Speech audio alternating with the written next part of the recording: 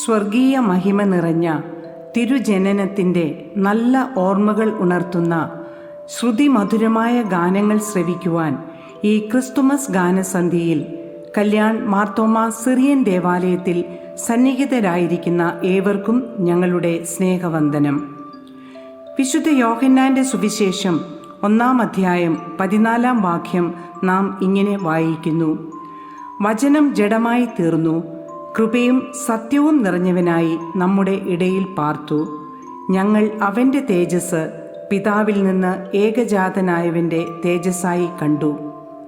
ദൈവം മനുഷ്യനായി പിറന്ന ആ സുദിനത്തെ ആഘോഷിക്കുന്ന ഈ ക്രിസ്തുമസ് കാലത്ത് തിരുപ്പിറവിയുടെ ചില പിന്നാമ്പുറ കാഴ്ചകളും അതു പകർന്നു നൽകുന്ന ചില മഹത്തായ സന്ദേശങ്ങളും ഞങ്ങൾ നിങ്ങളുമായി പങ്കുവയ്ക്കട്ടെ. സദയം ശ്രദ്ധിച്ചാലും. മോളെ, നീ അവിടെ എന്ത് ചെയ്യുവാ? ഇങ്ങോട്ടൊന്ന് വന്നേ. എന്തുവാ അമ്മച്ചി? ഞാനിവിടെ മൊബൈലിൽ ഗെയിം കളിച്ചോണ്ടിരിക്കുവല്ലേ. ആഹാ, അത് കൊള്ളാമല്ലോ. അവിടെങ്ങാനും മൊബൈൽ വെച്ചിട്ട് മോൾ ഇങ്ങോട്ടൊന്ന് വന്നേ. ഇന്ന് പപ്പായും മാമിയും ഓഫീസിൽ നിന്ന് വരുമ്പോഴേക്കും നമുക്കൊരു സർപ്രൈസ് കൊടുക്കാം. എന്തോ സർപ്രൈസിന്റെ കാര്യമാ അമ്മച്ചി പറയുന്നത്? അമ്മച്ചി എന്തോ ചെയ്യുന്നത്? ക്രിസ്മസ് ഒക്കെ ആയില്ലേ മോളെ? പപ്പായും മമ്മിയും ബിസിയാ. നമുക്ക് ക്രിസ്മസ് ട്രീ ഡെക്കറേറ്റ് ചെയ്യാം. മോൾ അമ്മച്ചി ഒന്ന് ഹെൽപ്പ് ചെയ്തേ. ശരി, ക്രിസ്മസ് ട്രീ ഡെക്കറേറ്റ് ചെയ്യാൻ ഞാനും കൂടാമല്ലോ അമ്മച്ചി. എനിക്ക് ഒത്തിരി ഇഷ്ടമാണ് ട്രീ ഡെക്കറേറ്റ് ചെയ്യാൻ. പക്ഷേ അമ്മച്ചി, നമ്മൾ എന്തിനായി ക്രിസ്മസ് ആഘോഷിക്കുന്നത്?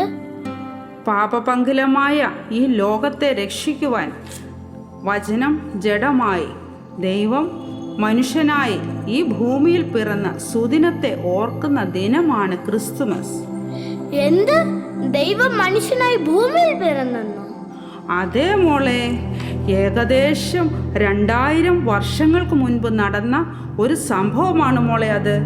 അങ്ങ് യഹൂദയിലെ ബേത്ലഹേം പട്ടണത്തിൽ മഞ്ഞു പെയ്യുന്ന ഒരു തണുത്ത രാത്രിയിൽ ആട്ടിടയന്മാർ മൂടി പുതച്ച് ആട്ടിൻകൂട്ടത്തെ കാവൽ കാത്ത് വെളിയിൽ കിടക്കുകയായിരുന്നു.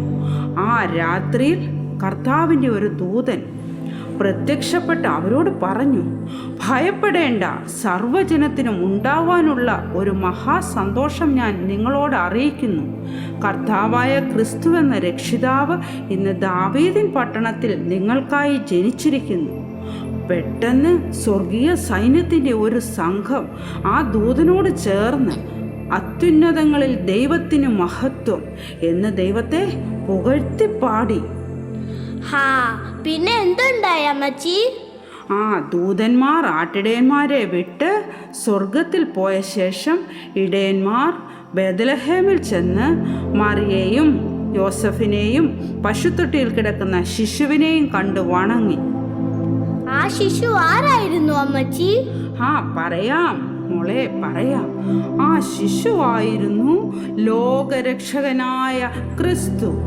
ആ ക്രിസ്തുവിൻ്റെ ജനനമാണ് നമ്മൾ ക്രിസ്തുമസ് ആയിട്ട് ആഘോഷിക്കുന്നത്. മോൾക്ക് മനസ്സിലായോ? മനസ്സിലായി. പക്ഷേ അമ്മച്ചി, ക്രിസ്മസിന് എന്തിനാ നമ്മൾ ഈ സ്റ്റാർ ഇടുന്നത്? അതും പറഞ്ഞു തരാമല്ലോ. അമ്മച്ചിക്ക് ഇത്രയും നേരം നിന്നപ്പോൾ ക്ഷീണമായി, നടുവിന് നല്ല വേദന. ഒന്നിരിക്കണം. വാ മോളെ, നമുക്ക് അകത്തെ മുറിയിൽ പോയിരുന്ന് ബാക്കി കഥ പറയാം. ആ ദിവസങ്ങളിൽ ആകാശത്ത് വളരെ പ്രഭയുള്ള ഒരു നക്ഷത്രം പ്രത്യക്ഷപ്പെട്ടു. അത് അങ്ങ് കിഴക്ക് ഒരു കൂട്ടം ആളുകൾ ദർശിച്ചു. ആ നക്ഷത്രം കണ്ടവരിൽ ജ്ഞാനികളായ ചിലർ തിരിച്ചറിഞ്ഞു എവിടെയോ ഒരു രാജാവ് ജനിച്ചിരിക്കുന്നുവെന്ന്. ആ രാജാവിനെ പറ്റി അറിയുവാൻ അവർക്ക് ആഗ്രഹം തോന്നി. അവർ ആ നക്ഷത്രത്തെ നോക്കി നോക്കി അതിന് പിന്നാലെ യാത്ര ചെയ്തു. ആ നക്ഷത്രം യെരുശലേമിലെത്തി. സാധാരണ നിലയിൽ രാജകൊട്ടാരത്തിലാണല്ലോ രാജാവ് ജനിക്കുന്നത്. ആരാണ് അന്ന് യഹൂദിയ ഭരിച്ചിരുന്നതെന്ന് മോൾക്ക് അറിയാമോ? ഹെരോദ രാജാവല്ലേ അമ്മച്ചി? ആ മിടുക്കി, അതെ, ഹെരോദ രാജാവ് തന്നെയാണ് അന്ന് യഹൂദ്യ ഭരിച്ചിരുന്നത്. അതുകൊണ്ട് അവർ ഹെരോദ രാജാവിൻ്റെ കൊട്ടാരത്തിലേക്ക് യാത്രയായി. പെട്ടെന്ന് പറ അമ്മച്ചി, എനിക്ക് കേൾക്കാൻ ധൃതിയായി. എന്നിട്ട് പ്രഭു, അങ്ങ് എന്താണ് ഇന്ന് ഇത്ര അസ്വസ്ഥനായിരിക്കുന്നത്? എന്തെങ്കിലും പ്രശ്നങ്ങൾ അങ്ങേ അലട്ടുന്നുണ്ടോ എന്ന് അടിയനൊരു തോന്നൽ. ഒന്നുമില്ല, പക്ഷേ എന്തോ ഒരു ഭയം മനസ്സിനെ അലട്ടുന്നത് പോലെ. മഹാരാജാവ് നീണാൾ വാഴട്ടെ. പറയൂ, ആരാണ് നിങ്ങൾ? വണക്കം പ്രഭു, ഞങ്ങൾ അങ്ങ് കിഴക്ക് നിന്നും വന്ന വിദ്വാൻമാരാകുന്നു. വിദ്വാൻമാർക്ക് എൻ്റെ രാജകൊട്ടാരത്തിൽ എന്തു കാര്യം? പ്രഭു, യഹൂദന്മാരുടെ രാജാവായി പിറന്നവൻ എവിടെ? ഞങ്ങൾ അവൻ്റെ നക്ഷത്രം കിഴക്ക് കണ്ട് അവനെ നമസ്കരിപ്പാൻ വന്നിരിക്കുന്നു. എന്തേ, യഹൂദന്മാർക്ക് രാജാവ് പിറന്നോ? ആരെവിടെ? മഹാപുരോഹിതന്മാരും ശാസ്ത്രിമാരും ഉടനടി കൊട്ടാരത്തിൽ വരുവാൻ ഏർപ്പാടുകൾ ചെയ്യൂ. ഉത്തരവ് പോലെ പ്രഭു.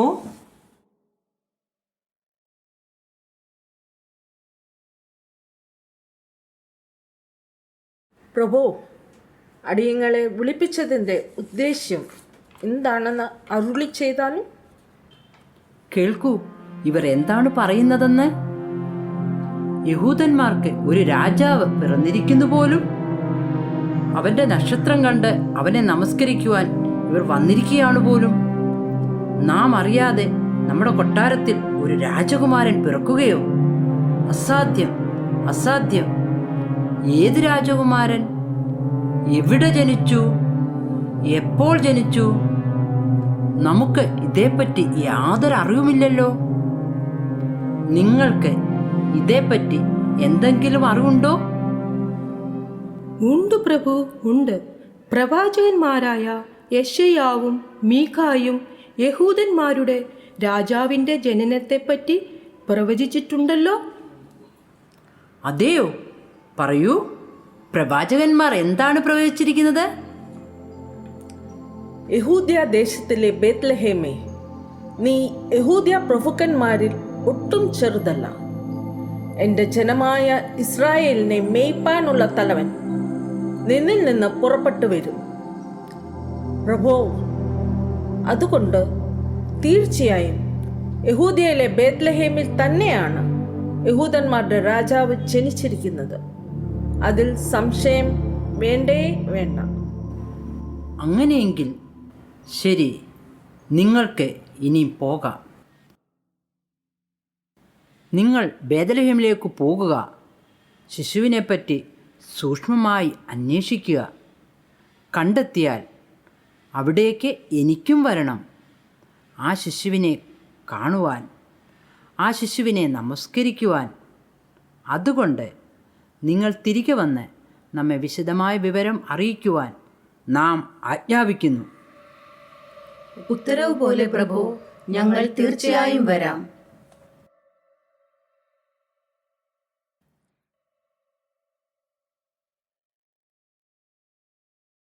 അതാ, നിങ്ങൾ അങ്ങോട്ടൊന്ന് നോക്കൂ. ആ നക്ഷത്രം ആ വീടിന് മുകളിൽ നിശ്ചലമായി നിൽക്കുന്നില്ലേ? നമുക്ക് ആ വീട്ടിനുള്ളിൽ ഒന്ന് കയറി നോക്കിയാലോ? തീർച്ചയായും നമുക്കൊന്ന് കയറി നോക്കാം. ഹോ, എന്തൊരു തേജസ്സാണ് ഈ കുഞ്ഞിന്റെ മുഖത്തിന്. നമ്മൾ കണ്ട നക്ഷത്രത്തിന്റെ പ്രഭയേക്കാൾ ദിവ്യമായ ഒരു പ്രകാശം. ഇത് ദൈവത്തിൻ്റെ തേജസ് തന്നെയാണ്. നമ്മൾ അന്വേഷിച്ചു വന്ന രാജാവ് ഇവൻ തന്നെ. അതെ, നാം അന്വേഷിച്ച രാജാവിനെ നാം കണ്ടെത്തിയിരിക്കുന്നു. അങ്ങനെ യേശുകുഞ്ഞിനെ കണ്ട് വണങ്ങി നമസ്കരിച്ചിട്ട് വിദ്വാൻമാർ മടങ്ങിപ്പോയി. പക്ഷേ മോൾക്കറിയാമോ, അവർ ഹെരോദ രാജാവിൻ്റെ കൊട്ടാരം വഴി അല്ല മടങ്ങിപ്പോയത്. അതെന്താ അമ്മച്ചി അവർ ഹെരോദ രാജാവിനെ കാണാതെ പോയത്? ഹെരോദ രാജാവ് അവരെ കാത്തിരിക്കുവല്ലായിരുന്നോ? പറയാം. യേശുകുഞ്ഞിനെ നമസ്കരിച്ചു കഴിഞ്ഞപ്പോൾ വിദ്വാൻമാർക്ക് സ്വപ്നത്തിൽ ദൈവത്തിൻ്റെ ഒരു അരുളപ്പാടുണ്ടായി. എന്താണെന്നോ, നിങ്ങൾ വേറെ വഴിയായി സ്വദേശത്തേക്ക് മടങ്ങിപ്പോകണം. ആ ദൈവിക അരുളപ്പാടനുസരിച്ച് അവർ വേറെ വഴിയായി മടങ്ങിപ്പോയി. ഓ, ആ വിദ്വാന്മാർക്ക് എന്തൊരു ധൈര്യം! അവർ രാജകൽപ്പന ലംഘിച്ചു അല്ലേ അമ്മച്ചി? അതെ മോളെ, അവർ കണ്ട് നമസ്കരിച്ചത് ദൈവപുത്രനായ ക്രിസ്തുവിനെ ആയിരുന്നു. അവരുടെ സമ്പൂർണ്ണ സമർപ്പണം ഏത് പ്രതിസന്ധിയിലും ദൈവിക അരുളപ്പാടുകൾ അനുസരിക്കുവാനുള്ള ധൈര്യം അവർക്ക് നൽകി. അതിരിക്കട്ടെ, ഇപ്പോൾ മോൾക്ക് നക്ഷത്രവും ക്രിസ്തുമസും തമ്മിലുള്ള ബന്ധം മനസ്സിലായോ? യെസ്, മനസ്സിലായി. വിദ്വാന്മാരെ യേശുക്കുഞ്ഞിന്റെ അടുത്തേക്ക് നയിച്ച ആ നക്ഷത്രത്തിന്റെ ഓർമ്മയ്ക്കല്ലേ നമ്മൾ ഈ സ്റ്റാർ ഇടുന്നത്? മിടുക്കി, എൻ്റെ മോൾക്ക് എല്ലാം മനസ്സിലായി അല്ലേ? എല്ലാം മനസ്സിലായി അമ്മച്ചി. താങ്ക് യു സോ മച്ച് അമ്മച്ചി. മോൾ ശ്രദ്ധിച്ചോ? യേശുവിനെ തേടിയിറങ്ങിയ വിദ്വാൻമാർക്ക് മാത്രമേ അവനെ കാണുവാൻ സാധിച്ചുള്ളൂ. എന്നാൽ മോളെ, യഹൂദന്മാരുടെ രാജാവ് യഹൂദിയയിലെ ബേത്ലഹേമിലാണ് ജനിക്കുന്നതെന്ന് വിദ്വാൻമാർക്ക് പറഞ്ഞുകൊടുത്ത മഹാപുരോഹിതനും ശാസ്ത്രിമാർക്കും ഒന്നും യേശുക്കുഞ്ഞിനെ കാണുവാൻ സാധിച്ചില്ല. അതെന്താ അമ്മച്ചി അവർക്ക് യേശുക്കുഞ്ഞിനെ കാണാൻ പറ്റാഞ്ഞത്? വിദ്വാൻമാർ കണ്ട ആ ദിവ്യ നക്ഷത്രം തങ്ങൾ കാത്തിരുന്ന മശിഹായുടെ ജനനത്തെ വിളിച്ചറിയിക്കുന്നതാണ് എന്ന് മനസ്സിലാക്കുവാൻ അവർക്ക് കഴിഞ്ഞില്ല. മോളെ, ദൈവവചനം അറിഞ്ഞതുകൊണ്ട് മാത്രമായില്ല, ദൈവവചനം വിശ്വസിച്ച് അത് കാണിച്ചു തരുന്ന വഴിയിലൂടെ സഞ്ചരിച്ചെങ്കിൽ മാത്രമേ യേശുവിനെ കാണുവാൻ സാധിക്കുകയുള്ളൂ. മനസ്സിലായി അമ്മച്ചി, എനിക്ക് മനസ്സിലായി. മോളെ, മഹാപുരോഹിതനും ശാസ്ത്രിമാർക്കും മാത്രമല്ല, ശിശുവിനെ കാണുവാൻ താല്പര്യം പ്രകടിപ്പിച്ച ഹെരോദ രാജാവിനും യേശുക്കുഞ്ഞിനെ കാണുവാൻ കഴിഞ്ഞില്ല. ശരിയാണല്ലോ. അതെന്താ അമ്മച്ചി ഹെരോദാവിന് യേശുക്കുഞ്ഞിനെ കാണാൻ പറ്റാഞ്ഞത്? കാരണം ശിശുവിനെ കാണണമെന്ന് ഹെരോദാവ് ആഗ്രഹിച്ചത് നല്ല ഉദ്ദേശത്തോടു കൂടെ ആയിരുന്നില്ല. പിന്നെ എന്തിനായിരുന്നെന്നോ? തൻ്റെ രാജ്യത്വത്തിന് ആ കുഞ്ഞ് ഭീഷണിയാവുമെന്ന് കരുതി ആ കുഞ്ഞിനെ കൊന്നുകളയാനായിരുന്നു. അയ്യോ, യേശുക്കുഞ്ഞിനെ കൊന്നുകളയാനായിരുന്നു രാജാവ് ആഗ്രഹിച്ചിരുന്നത്. അത്ര സെൽഫിഷ് ആയിരുന്നു അമ്മച്ചി ഹെരോദ രാജാവ്? അതേ മോളെ, പലപ്പോഴും നമ്മുടെ സ്വാർത്ഥപരമായ ആഗ്രഹങ്ങൾ നേടിയെടുക്കുവാനുള്ള ഉപകരണം മാത്രമായാണ് നാം യേശുവിനെ കാണുന്നത്. എന്നാൽ യഥാർത്ഥമായി നാം യേശുവിനെ കാണുവാൻ ആഗ്രഹിച്ച് ദൈവവചനം കാണിച്ചു തരുന്ന വഴിയിലൂടെ സഞ്ചരിക്കുമ്പോൾ നാം യേശുവിൽ എത്തിച്ചേരും. അങ്ങനെ നമ്മൾ യേശുവിനെ പോലെ സ്നേഹവും ദയയും ക്ഷമയും ധൈര്യവും ഒക്കെ ഉള്ളവരായി മാറും. അങ്ങനെ നാം ദൈവിക തേജസ്സുള്ള ദൈവത്വമുള്ള മനുഷ്യരായി തീരും. അമ്മച്ചി, എനിക്കും വിദ്വാന്മാരെ പോലെ യേശുക്കുഞ്ഞിനെ കാണാൻ കൊതിയായി. ദൈവമേ, അങ്ങയ്ക്ക് സ്തുതി, ആയിരം സ്തുതി. എൻ്റെ കുഞ്ഞിനും ഈ ക്രിസ്തുമസിന് അങ്ങയെ കാണുവാൻ യഥാർത്ഥമായ ആഗ്രഹമുണ്ടായല്ലോ. വാ മോളെ, നമുക്കും പോകാം നമ്മുടെ രക്ഷകനായ യേശു കർത്താവിൻ്റെ അടുക്കലേക്ക്. അവനെ കണ്ടു വണങ്ങി ദൈവത്വമുള്ള മനുഷ്യരാകാം. ഈ ഭൂമിയെ അലങ്കരിക്കുന്ന ദൈവത്തിൻ്റെ നക്ഷത്ര വിളക്കുകളാകാം. സത്യദൈവത്തിൻ ഏകപുത്രനാം നിന്നിൽ വിശ്വസിക്കുന്നു ഞാൻ. സത്യദൈവത്തിൻ ഏകപുത്രനാം നിന്നിൽ വിശ്വസിക്കുന്നു ഞാൻ.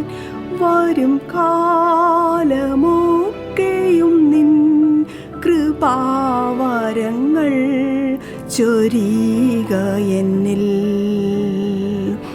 വരും കാലമൊക്കെയും നിൻ കൃപാവരങ്ങൾ ചൊരിയുക എന്നിൽ. അങ്ങനെ യേശുവിൻ്റെ ഭാവമുള്ളവരായി ദൈവത്വമുള്ള മനുഷ്യരായി ഈ ലോകത്തിൽ നമുക്ക് ജീവിക്കാം. ഏവർക്കും കല്യാൺ മാർത്തോമ സുവിശേഷ സേവികാ സംഘത്തിൻ്റെ ഹൃദയം നിറഞ്ഞ ക്രിസ്തുമസ് നവവത്സര ആശംസകൾ.